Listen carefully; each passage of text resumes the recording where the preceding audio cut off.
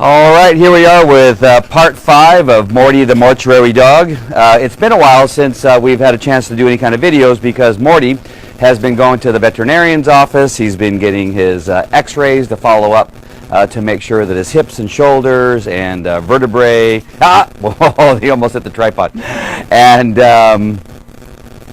complete health and, another health inspection just to make sure everything's cool. Hey guys, come over here. You're going to knock over the phone and the tripod. And then he went out with M and got a lot of socialization at Home Depot and Petco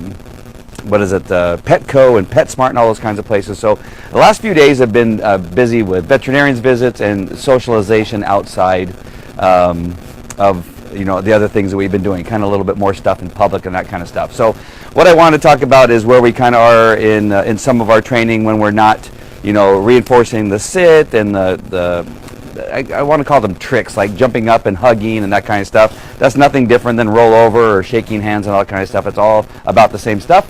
We obviously want to make sure the dog is sociable. We want to make sure the dog gets exercise, mentally stimulated and all that kind of stuff. And then the other side of the coin is that we want to make sure the dog understands permission training. We talked a little bit about this on our Saturday show, actually. Gina brought it up, that permission is a very important thing with regard to pet dogs, and probably even more so important with service dogs and therapy dogs and that kind of stuff. That they understand that they have to have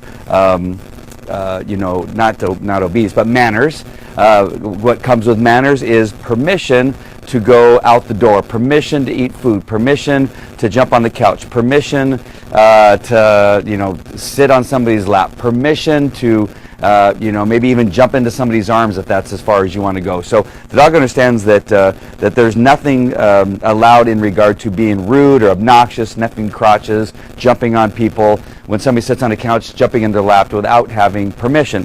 I think one of the most important things that we teach in our obedience class and also in our therapy and service class is that the dog has to wait for permission to eat its food. I think that's where everything kind of starts in regard of the understanding that leadership is an important aspect, that the dog understands that the food comes from the human being. Everything that the dog needs to sustain life comes from the human being. That's really, really important. And so, it's really a great thing and really easy to start with the food. Over here is my son. Hey, Bo, come over here.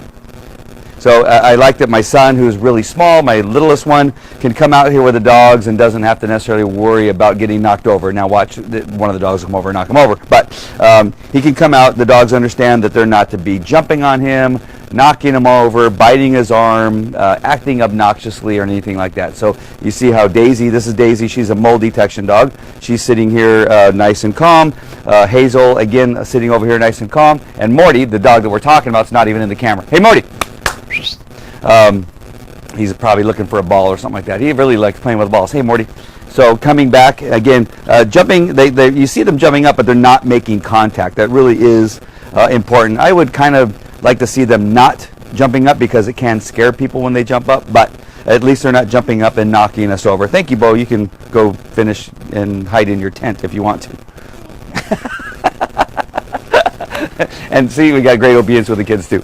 All right, so this video is going to be fairly short. One of the things I want you to take a look is up there in the description of this particular posting is a website. It's called falcocaninetv.com. When you go to that, what you're going to go to is a landing page where you can put your name and email address, and you get a free report on training your dog with love and respect. It's about a 7-page report that I put together that I think is super important. If you just followed that 7-page report that I give you on training your dog with love and respect, you can train any dog on the planet, right? If you just understood that and follow the directions, there are some things you may need to know about certain types of collars and all that kind of stuff, but essentially if you just followed that plan that I put together in that report, which is about a 30-year study on all the different things and that I have had to deal with in regard to police dogs and detection dogs and pet dogs. It kind of is just encapsulated in that one little tiny report. And if you followed that, and then the 5 basic behaviors, and trained your dog to do those things, you'd have an awesome dog. And so I think that's super, super important. So one of the things, especially when you have multiple dogs, I'm sorry, I got to go off camera here, of this permission training is that when you have multiple dogs, you may have different diets that each dog may have. You may have different amounts. So actually, Agent 86, her original name was Daisy. Her name now is Agent 86. So I apologize, Agent 86, if that's your name. So she gets fed a lot more food. If you can see, her metabolism is so fast that it's hard for her to keep, hold on, it's hard for her to keep weight on. And don't worry, I know somebody's going to type in there. She probably has, some type of worm or something like that. She's been all tested. She's totally healthy. Her metabolism is so fast that she eats about the same amount as a German Shepherd, and yet it's really hard. So we got a different food for her that has a little bit more fat content, a little bit more calories in it, and we feed her more amount. So she gets several cups of food a day, where the other dogs get 1 or 2 cups a day. Hey, Morty, try not to yell on the mic here. Hazel, a bigger Labrador Retriever, very active, but metabolism is much slower. She eats a different kind of food and eats less, right? But yet she's still pretty hefty and strong and all that kind of stuff. And then Morty, he just gets, the normal amount of food. Hey, Morty! Sorry, don't mean to yell on the mic. Morty! He's probably going potty. There he is. So it's much easier when you have permission-based training that the dogs understand that they need to sit and be calm so that we can place the food so each dog can have their own food. The other thing is that I want eye contact. Gotta smell the food. Okay, sit. So all the dogs need to understand they're supposed to be sitting. Morty's the newest one in the bunch. We got Hazel's food here. Hazel's food here. And then we got Agent 86's food there. So again, they all have different food, right? I want them all to make eye contact. Look at me. Agent 86 is the one who has the toughest time making eye contact. Waiting for Morty. Waiting for Morty. Okay, eat. Nice. So they all go to their respective bowls. Daisy eats like she's never eaten before, but yet she's already had a meal earlier today. And one of the things I like to do is kind of stand here. Some dogs do better eating around other dogs, and others, these dogs actually do pretty good. They don't go and try to steal another dog's food, but you kind of want to monitor it. It doesn't take them that long to eat, so there's nothing wrong with monitoring to make sure that everybody eats their food the way they're supposed to. I get people all the time in our training that come to us and they say, well, I can't feed the dogs together because the dog eats the other dog's food and it's just horrible and they fight and all that kind of stuff. It's because you've not taken the time to make sure the dogs understand that everything comes to you. If there's a fight, if there's a disagreement, everything stops. You pick up the food and you put it away and then you come back and try it again. And you make sure the dogs understand that nothing out of line happens during the mealtime, nothing out of line happens when they're out and about. You see Hazel eyeballing the other dog's food, but as long as I'm out here, she should not try to take another dog's food. Now, hey, no. Hey, no. Good. No, Hazel. No, that's Morty's food. Morty, go ahead and eat. Here you go, eat. So Morty heard me giving Hazel some verbal commands here. Hey, Hazel. No, come here. And both these dogs are pretty sensitive. Agent 86 is really sensitive. If she hears my voice come up a little bit, she thinks that I'm talking to her and she'll come off. So she's got a little bit of a sensitivity issue with commands. So that's why she probably left her food. She heard me trying to keep an eyeball on Hazel.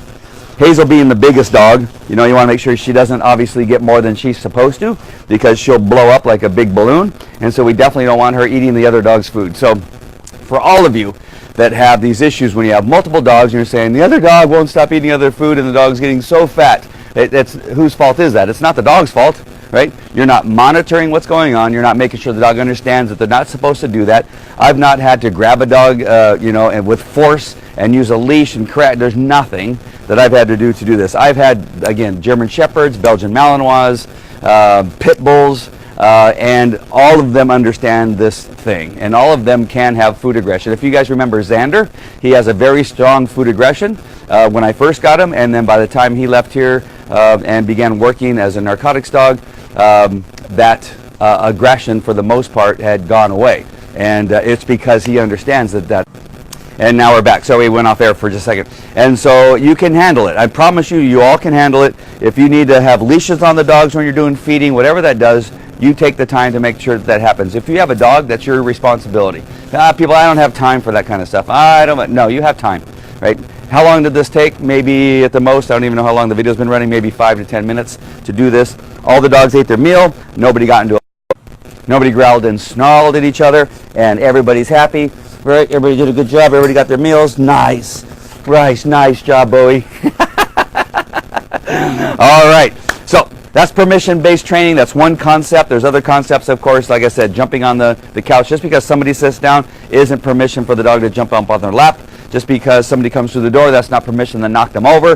That's not good manners. It's not good training. And that is your responsibility as the human to make sure the dog understands that there's manners around people. All right. Hope that was helpful. That's Morty the Mortuary Dog. Remember to go to falcok9tv.com to go get that free report. There is a video that's supposed to go along with it, but if it's not playing, it's because it didn't get uploaded properly, so I'm doing it again. It says that it's there, but all of a sudden now it doesn't want to play. So don't worry, that video is just an introduction, just kind of telling you how I got to the point of writing that report and that kind of stuff. So don't worry about that video if you're getting on and it's not playing for you. Later on, probably later on this evening, that video will be playing. Again, it's not that big of a deal. The report is the important thing. All right, I will talk to all of you later. Take care. Bye-bye. Yes, son.